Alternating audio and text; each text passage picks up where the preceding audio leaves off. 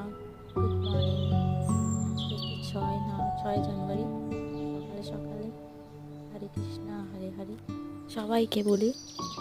আজকে আজকে সকালে যখন বাইরে সকালে উঠে দেখি চারদিকে ধোঁয়া ভর্তি। জানো জানো ধোঁয়াটা কি? কুয়াশা। পুরো চারদিকে বাতাস থেকে আকাশটা খুব ধোঁয়া ধোঁয়ায় ভর্তি, কুয়াশায় ভর্তি।